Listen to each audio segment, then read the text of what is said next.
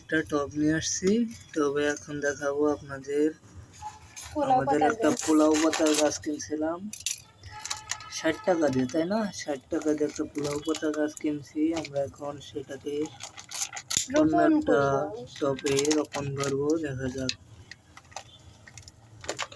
পোলাও পাতা আসলে অনেক কাজে ব্যবহার করা যায়, যেমন ভাত রান্নায় দিলে ভাত চচ্চড়ি হয়, ভাতে খুব একটা সুঘ্রাণ আসে, বাসনা হয়। পোলাও বিরিয়ানিতে দেওয়া যায়, পোলাও রান্নায় দেওয়া যায়, বিরিয়ানিতে দেওয়া যায়। আরো অন্যান্য উপকারিতা আছে, যেমন ঘরে তেলা পোকা আসে না, তাই না?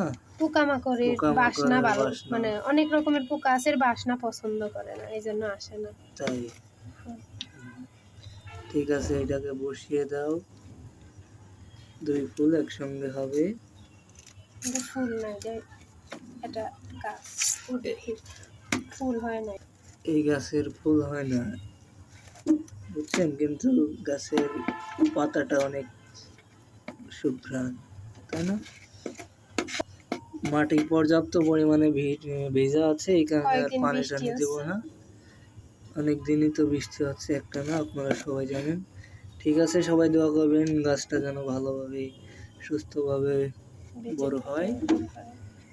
আল্লাহ হাফেজ। পাতাটা কেটে দেবো।